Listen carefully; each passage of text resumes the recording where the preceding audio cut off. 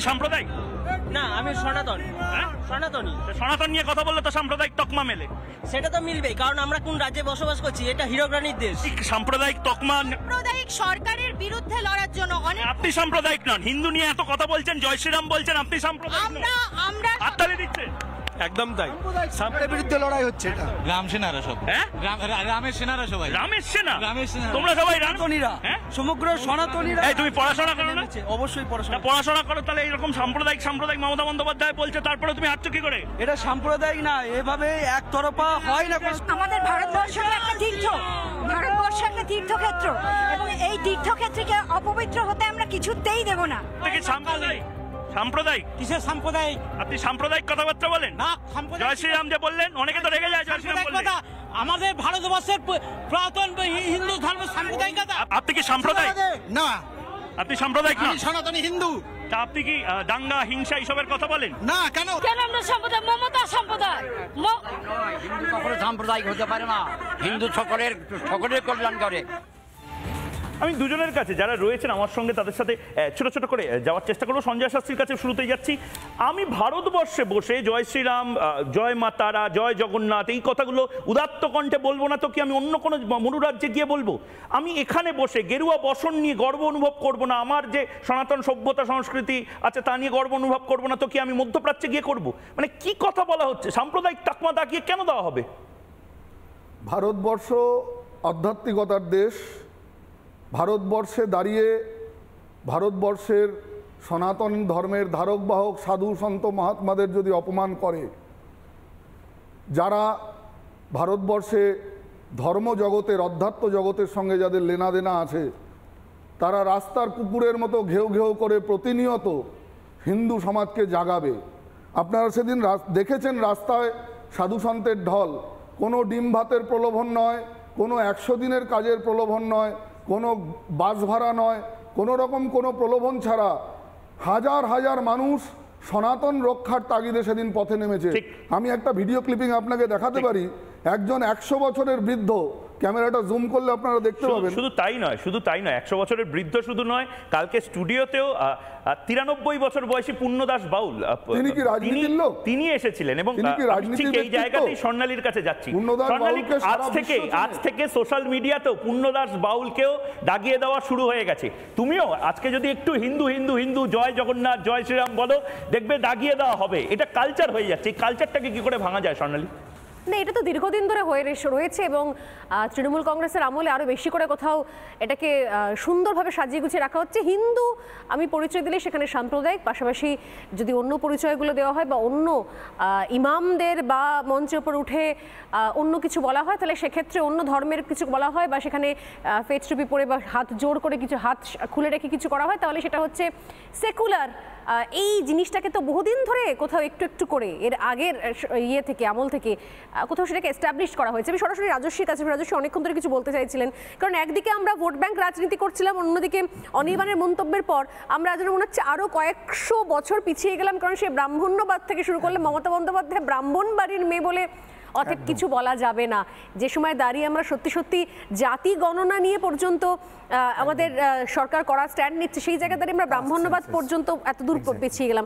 অনেকক্ষণ রাজস্বী কিছু বলতে যাচ্ছেন। রাজস্বী, আমি দুটো প্রসঙ্গে আসবো। এক হচ্ছে মানুষদা যেখান থেকে একটি প্রসঙ্গ উত্থাপন করলেন আর তুমি করলে, মানুষদা 1914 একটা রিপোর্টের কথা বললেন। স্বর্ণালীদি 1917 সেডিশন কমিটি রিপোর্ট, সেই সেডিশন কমিটি রিপোর্টে, যেটাকে মূলত রাওলাট কমিটি বলা হয়, রাওলাট অ্যাক্ট, সেই ভয়ঙ্কর রাওলাট অ্যাক্টের বিরুদ্ধে দাঁড়িয়ে বহু মানুষ মারা গেছিলেন। সেই সেডিশন কমিটি রিপোর্ট পরিষ্কারভাবে বলছেন, স্বামী বিবেকানন্দের বাণী এবং রচনা, মা কালী এবং গীতা, এই তিনটি হচ্ছে সেডিশন, মানে উস্কানিমূলক জিনিস। কমিউনিস্ট পার্টির নেতা মুজাফফর আহমেদ কাকাবাবু তার বইতে লিখছেন, বঙ্গদেশে বিপ্লবী আন্দোলন শুধুমাত্র ব্রিটিশ বিরোধী ছিল না, বৃহত্তর হিন্দু জাগরণের ছিল। আমি বলছি না, মুজাফফর আহমেদ, যার নামে পিসি ভবন, যেখান থেকে তুমি এখানে উন্নয়নের কথা বললে, আমি আজকে না বলেই পারছি না যে উন্নয়নের কথা কেন বলা হচ্ছে না। এই সরকারের কি কোনো উন্নয়নের কথা বলার অধিকার নেই? আজকে তোমরা এবং প্রত্যেকটা চ্যানেল মিলে ক্রমাগত উন্নয়নের কথা যদি বলো তাহলে আমরা শুনতে পাই যে হয় কোনো সময় ব্যালেন্স করার জন্য লম্বা মন্দির তালিকার লিস্ট করছে, মানে সেখানে যা খুশি, এমনকি তারাপীঠ বানিয়ে দিয়েছে থেকে শুরু করে, অনুকূল ঠাকুরকে 400 একর জমি দিয়েছে থেকে শুরু করে, এরকম ধরনের জিনিসও অন্য উন্নয়নের ছবি কোথায় দেখতে পাচ্ছি আমরা? কথা রেসপন্সিবিলিটি থাকে।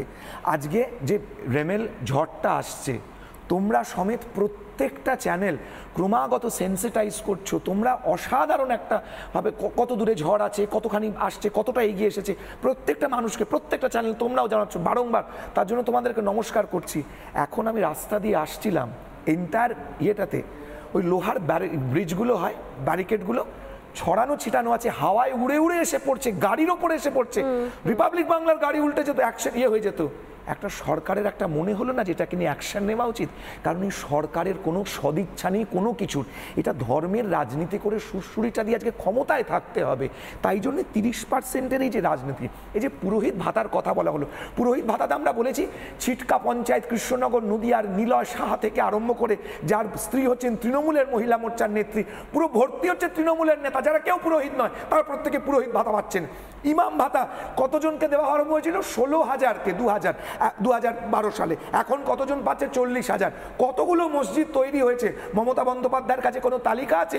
যদি মমতা বন্দ্যোপাধ্যায় সরকার বলছে যে 40,000 ইমামকে আজকে ভাতা দেওয়া হচ্ছে, চিন্তা করো, মমতা ব্যানার্জির কাছে 40,000 ইমামের তালিকা আছে, কিন্তু যে 8,000 জালি চাকরি দেওয়া হয়েছে, যার জন্য 26,000 মানুষের চাকরি আজকে চলে যেতে পারছে, তাদের তালিকা নেই, সেটা আইডেন্টিফাই করতে পারছে না। কত নির্লজ্জ সরকার।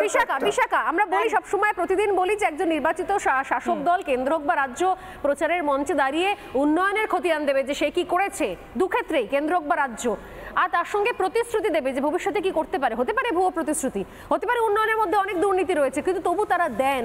অদ্ভুত রকমভাবে এই রাজ্যের ক্ষেত্রে আমরা শুধুমাত্র দেখছি ধর্ম, ব্যক্তিগত আক্রমণ বারবার চলে আসছে নির্বাচনী প্রচারের মঞ্চে। বিশাখা, একদমই তাই স্বর্ণালী, আমরা দেখতে পাচ্ছি যে উন্নয়ন হবে এটা বলা হয়েছে, কিন্তু কিভাবে হবে?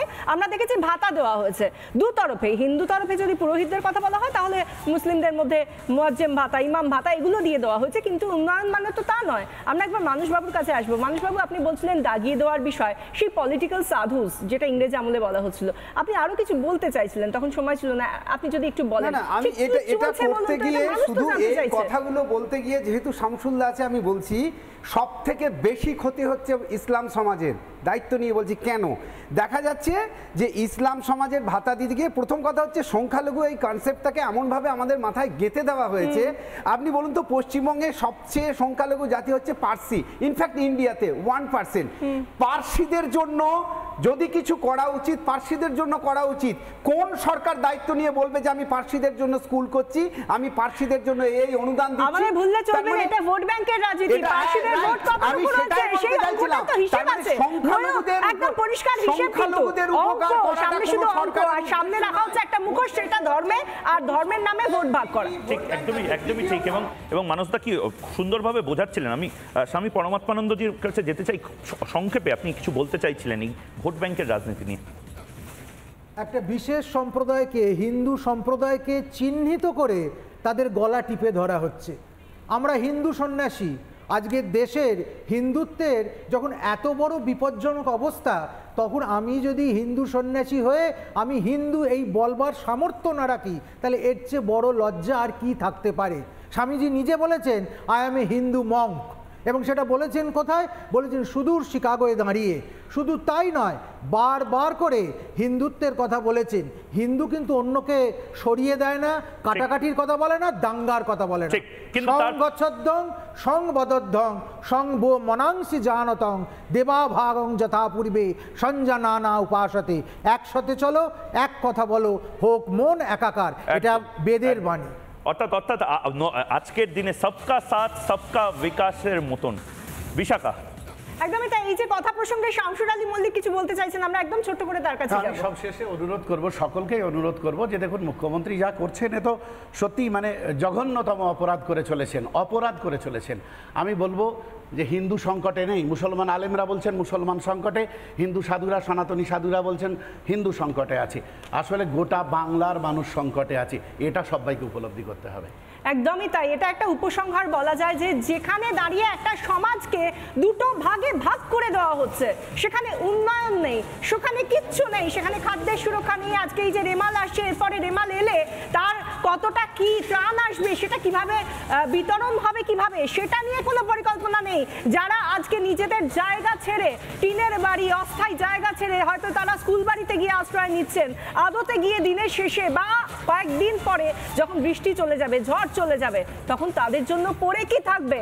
তারা কোথা থেকে গিয়ে তাদের ত্রাণ সামগ্রী, যাবতীয় কিছু যা যা প্রয়োজন, যা যা সুরক্ষিত করা সরকারের কাজ, প্রশাসনের কাজ, আদতে সেটা কোথায় যাচ্ছে?